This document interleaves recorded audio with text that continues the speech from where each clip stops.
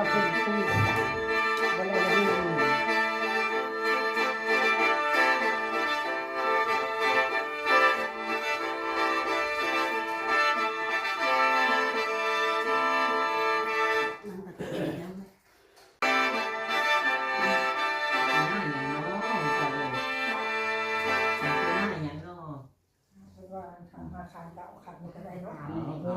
ส่งเพื่อนในร้านเจ็บไหล่ก็ไ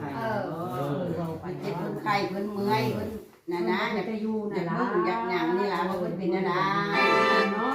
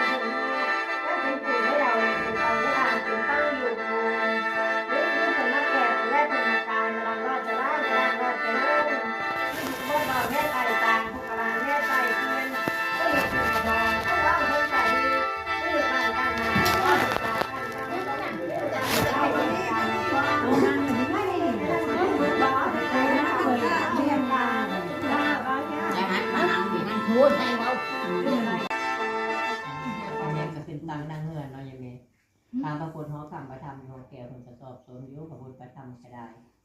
ดำกันดีพี่เงินใหญ่ก็มีเด้อเสือมันไล่ใจมันอ่อนก็มีแล้วก็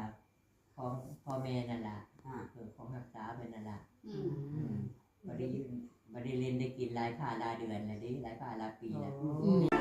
เข้ามาแม่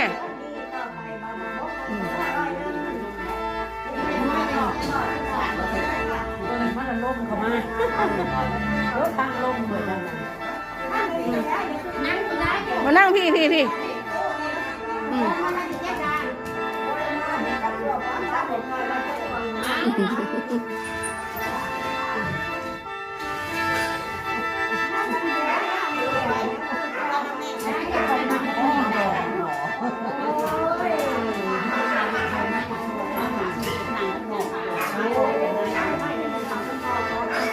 ของแม่แม่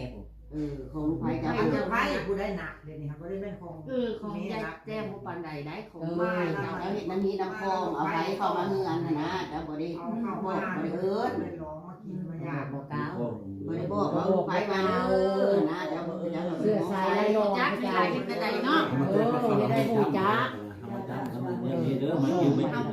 ยาดอกแป้งลาให้เพื่อนส่งเมื่อเนี่ยเพื่อนกินแล้วเพื่อนกินไม่แล้ว อะไรแพงเพราะเขาขน้ามาส่งพึ่งทางดินทางดอนอะไรก็ไปได้ไปพาไปเทนกันได้มันมี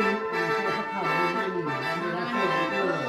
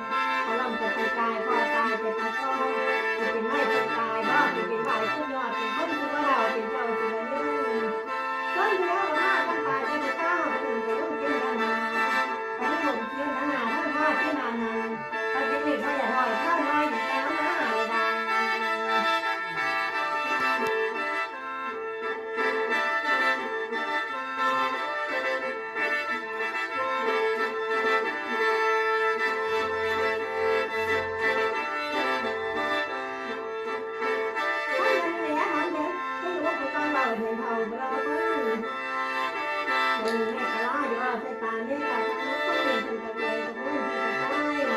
เขาเรียนไม่ได้มันของเพื่อนเรียนเป็นเรื่องเป็นน้อยเขาเก็บเป็นอะไรข้างใครเป็นลายเป็นไม่สุดตายบ้าจะเป็นลายทุกยอดเป็นต้นเป็นมะเราเป็นเจ้าเป็นอะไร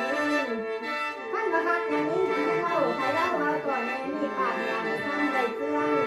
ถ้าเป็นอ่างน้ำเจ้าน้ำมาน้ำปากลายใจจ้อยลอยเจ้าเป็นผู้ข้ามแต่ว่าคนใครจะไม่เป็นมาแจ้งท่านเก็บเป็นอะไรข้างใครเป็นลายโอ้ยต้องการเห็นเลยคนท่านเจ้าเอาสักเล่ขึ้นแก้วเจ้าตา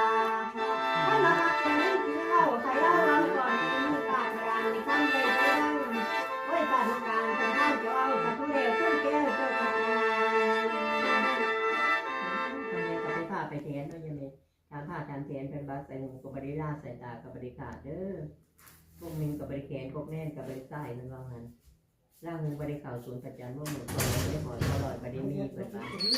มีแต่ซุ่มเสือสายได้ลองคนนี้นะกระบอกหันตาเนคนนี้2 อันอะไรทางอื่นเราบ่มีใส่อีกแล้วให้เพิ่นเดี๋ยวเพิ่นเต็มให้เพิ่นกินมันไม่ได้เอาใส่หน้าจำตาหน้าจำตาก็จะมีก็อย่าถอยก็จะไม่ถอยอย่างใดไปตรงเอาใส่ในอันนี้เพิ่ม ปลาญาติว่าเขาโต เพราะเขาจะไปใส่มาใส่เขาต้องได้ระมัดระวังนะเฮ็ดกินสู้เขาอ่ะคนแซ่บนะเฮ็ดกินสู้เขาที่มันจะโผล่ไปในบ้าน เขาเฮ็ดงานค่ะเนาะ เรื่องนี้สุดที่ วันนี้ให้ดีให้เต้าให้ยังไก่ในมาเอาเนาะ ที่ มันเอาแบบนี้ยังให้เปิดให้ใครเห็นที่แจ้งแถลงไข่มาเลยแหละมึงอยู่ดินอย่าง ที่มันบุรีเป็นน้ำอะไรกัน ตีขมับทำได้แบบนี้มันก็เป็นแล้วเนาะเกิดมาในรุ่นประสิวจักผู้สั่งเคยแต่ว่ามาแล้วอิ่มละ3 ตัว 9 ตัว 6 ตัวก็เลยนะ หูโบยังสิ่งใดที่มันบุรีก็ต้องอะไรบดีอะไรยังกะให้ขึ้นไป เกิดไม่ไงรุ่นปูจักยังได้กันยัง ไม่รุ่นไหนบนูจักไหนก็บอกมาในเบะนั่นนะว่ามาอยากได้ยังจะเห็นแบบ อยากกินยังได้ก็หาให้กินล่ะแจ้งให้แล้วว่าเขาจะมามีทุกอย่าง ตีขมับทับเล็กแบบนี้มันบ่เป็นไหน ร้านนี้เด้อ ล้างมือแล้วขับล้าง เขา มื ที่ อแล้ว แล้วก็ให้เขาขึ้นสู่บ้านสู่เพื่อนเจ้า ทีนี้อิ่มได้ไป ไปกันก่อนเขาหล่อน ไปเด้อหมู่แก้หน่อยนอกไป เปิดประตูไปไปไปเด้อไปเด้อไป เอาเด้อไปยังเชื่อไม่ได้เขานะ ขาสิ่งใดที่มัน ไปรถออกไปแล้วคน มือเก่ามือ ไป หลัง ยังก่อน เก่า เขาหล่อนไปดีกว่าเขาเลย ทั่วกำลังติดเครื่องอยู่ โอ้แต่บอก ไอ้ ไอ้ พวก ท่า นั้น นรถ ลัดผู้น่ะผู้มันอะไรเนี่ย ไป มันลงมันลืมแหละเนาะลูกหลานไม่มีไม่มีใจร้ายเลยใจ ใจ เขา ลาย เรื่ เห็ อน ง อะไร ก่อน เดี๋ เนี่ย ยว ว่าแม่น จะกินน้ำล้างเสือตาย น้ำ จาก แม่ แม่ นั่ นั่ น นมัน ตายก็น้ำ เศร้าได้ไหมดิ นั่นยัง เรียนไป แม่กินดองแซ่บแซ่บแซ่บแซ่บ นะ บุค โอ้ ลากร ยกลับบ้านกลับช่อง จ่ายไป มือเอาสร้างประเทศไทยประเทศมันเนาะ น้อย บ้าน เอาหลานเคยหลานจะกินไปเดี๋ยวมาประจุแล้วไป ย้ายเรานี่ บ่ได้บ่ประจุบ่ได้บ่ กินดองกินดอง ทั้งหลังนะไม่ทั้งหลังเนี่ยมันจะบ่ได้นั่นน่ะมึงบ่ขี่มาจะเชื่อหน้ามึงจะแหกแล้วแล้ว มันแรกวันนี้ ก็คนมันก็ขี่มาเลยโอ้แม่น้ำอยู่ในตู้เย็นเลิกออกมาเอาเด้อน้ำกับแช่ไว้ให้แล้วจะกินก็หากินเอาเองโน่น กินดองแล้วเมื่อไป เมื่อได้ป่ะเนี่ยเอ้ยพี่น้องนะ ค่ารถ แน่น ค่ารถเขามา เมื่อได้ ให้ตั้ง200,000 ไปโอ้ยอย่าโอ้ โอ้ได้เงินรถกิน เมื่อแล้วป่ะเมื่อแล้วก็200,000ค่าดอกค่าหยังไปแล้ว ไปแล้ ไป ว ลูกหลานส่งเงินเด้อส่งค่ารถค่าลามาแล้ว มาใครคนกับชิ้นมือ ไปมันฮอดไปน้อย ไปหมดนะเดี๋ยวถ่ายนะ มาตัวนี้เก่งขนาดนี้เลย ไปเป็นไป ขี่เกิบเลย น้องร้านไผ่ เสียงเป็นเล็กปวดน้อย ใส่ เ กินดอกโอ้ยเอาหลานไป เอาแม่ไปได้อันน้อยอันนั้นบ้างแล้วเราไป ไม่ คักเกินไปเบิดมันบ่ได้ต้องเอาเบิด เบิดบ่ เบิดต้องเอาเบิด เรา มี น้ำ น้ำนี่ คนละขวด เอาน้ำเลยนี่ เอาขี้มา3ตัวตำมันทัน เออปะน้ำอยู่กับผีเอ้ย บ่ปานบ่โอเคร้านค้าฮอดแตกไปดิ เอาเบียร์มาให้นี่ผมนึกว่า มึงมีโคกสำรองไว้อยู่บ่ พวกสมุนมือนี่แหละ อันจักมีหยังแน่ใส่ในนี่กะ เอานี่เจ๊นี่ ฉันบ่เอาสิเฮ็ดนี่นะ เอาไว้กินเลย มันพอดีของข่อยจะไม่ต้องกินหรอก นั่นเอง มันได้เลย อยู่ไปอันนี้อยู่ไป มาชีนี่มันว่าไทยสนานี่วินเลย ครับพี่ ไม่ไทยสนา เอายังใส่เน้ โอ้ยแก่ๆบ่แล้ววันนี้จ้า ตามมาหุ่มบ่ได้เด้อ ในโซ่เด้อ แช่ใส่เกือบจังนะเยอะใส่ มือปีใหม่ ระเบิงมา ไป แก่ นี่ไป ๆ แค่คนละไม้ ขายจนว่าตำทะเลตำป่าตำยังบ่ได้เหลือจักสิ่งจักอย่างบ้าที่บ่สิตายตายมาเรื่องบักกูเมื่อเบียร์กูแนวกูสิตายแล้วเขาก็ซื้อได้ถ้าวันยาวันศุกร์เฮาก็ ของกินเป็นระยะแต่งงานธรรมดา โอ้ยเฮ้ยบ้าน ต่อ เด้อย้ายให้ เด้อทำบุญเด้อ ไปทำบุญต่อเด้อวันศุกร์ วันศุกร์เด้อนั่นเจ๊เด้อเอาวันศุกร์บ่ กลาง โอ้ตายแล้ว ยังว่าได้จะสิได้อยู่ กี้ก็ไปอยู่แต่ว่าอะไรไว้สักเทื่อหัวโดนมันแบบมีได้เด้อขย่องไว้มันก็บ่มีแล้วเนาะ กูได้ที่ฮัทอ่ะ เว้นเว้นมันจะนี่ น้องตาไม่ติดเป็นเฮ้ยไม่ติ พี่ ด มา ที่ ใช้ ให้ใจไป เ